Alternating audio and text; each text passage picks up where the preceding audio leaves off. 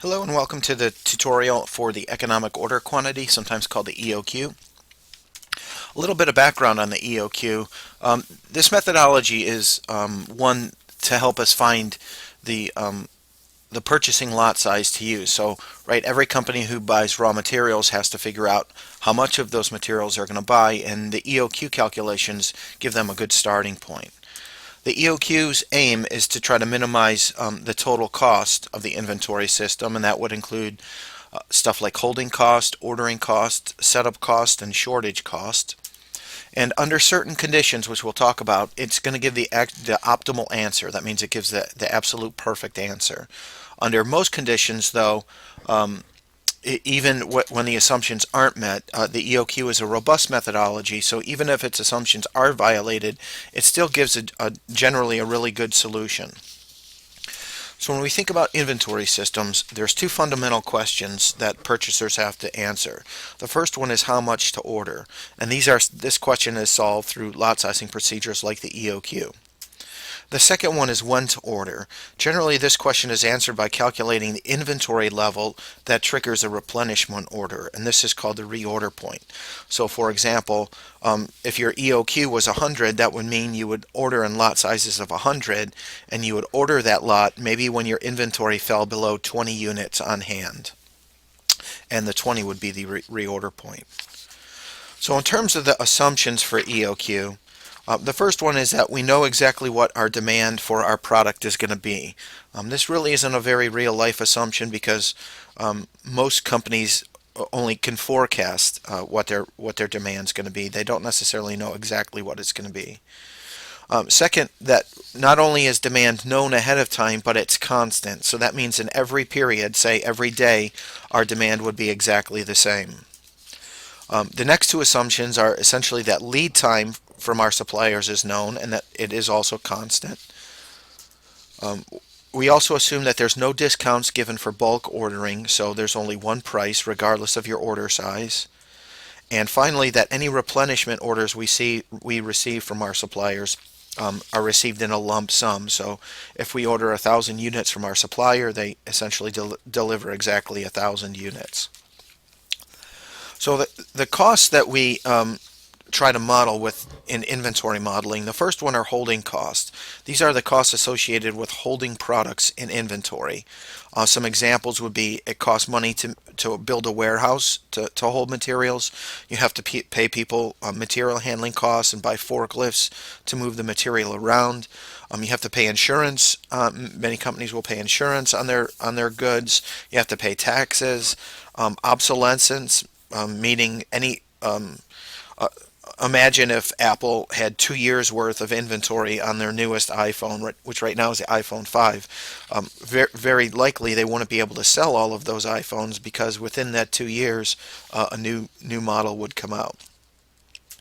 The next major category of costs are ordering costs. This is the fixed cost of placing a replenishment order. So here you have stuff like you have to pay transportation to receive material from suppliers. You also have to pay a purchaser or a buyer to, their salary to figure out how much to order and when to order and all those types of things. The last two costs, we have our shortage costs. This is the cost associated with running out of material. Some examples here would be if you run out of material, obviously the company is going to lose that sale. And if you lose enough sales, you're going to have a loss of goodwill from customers, and they may stop buying from you. You may also have to pay expediting costs, so you might have to airship or overnight express mail your product to your customers, or sometimes you have to replace the product with a product of better quality at the same low cost. And then finally we have the purchase cost. This is the price per unit of the good, and this varies a little bit sometimes in terms of bulk discounts. More often than not, suppliers will give you price schedules. So say if you buy in low volumes, it's going to cost $10 per unit. If you buy in high volumes, maybe they'll give you a 50-cent discount and it'll only be $9.50 per unit. So if the assumptions of the EOQ hold true, the purchase cost, which we assume is constant, and the shortage cost drop out of the total cost equation. The shortage cost will drop out because if demand is known in advance and it's constant, and lead time is known in advance and it's constant, we can plan a system so we would never run out of material, basically because everything is known. So the variables we use in calculating the EOQ, and sometimes you'll have different variable letters for these, but for this tutorial we'll use D for demand, H for our holding cost per unit, S for our ordering cost, and Q for our order size, which is essentially the lot size or the EOQ. Our total cost equation is going to be Q divided by 2, which is going to be our average inventory, times H, the cost of holding 1 unit of inventory. So the left half, Q divided by 2 multiplied by H, is our annual holding cost.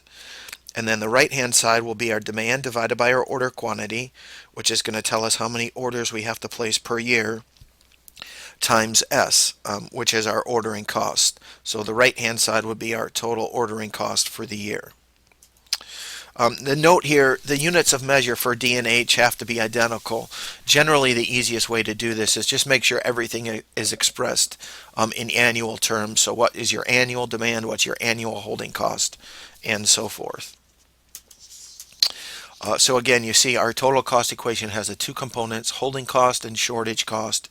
And if we graph these, you see as the horizontal axis is order size. As order size increases, your total cost or your holding cost will increase.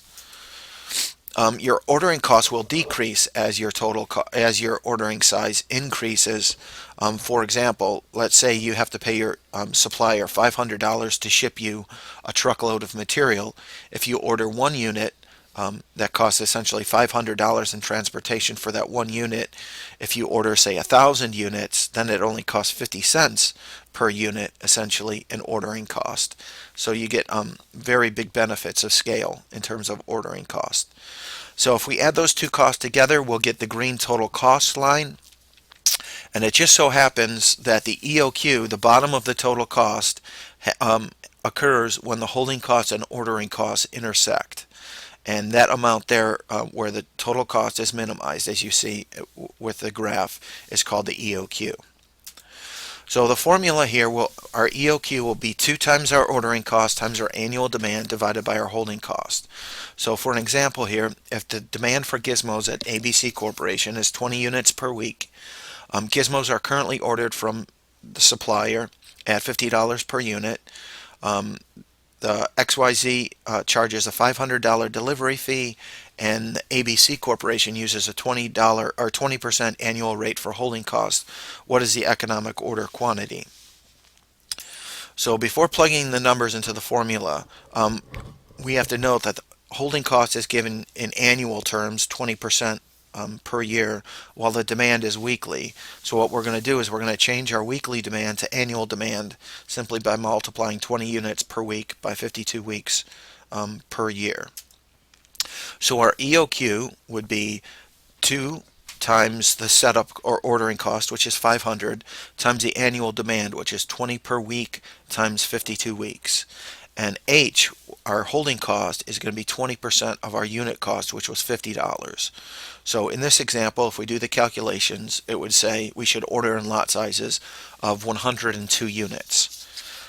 In real life, if we actually got an answer like that, we would probably round that down to 100 units, just to make it easier. So basically this says whenever ABC Corporation orders gizmos, they should order 102 of them. Thus we have answered how much inventory we should order. We can answer the when we should order by calculating the reorder point, and that will be available in a different module.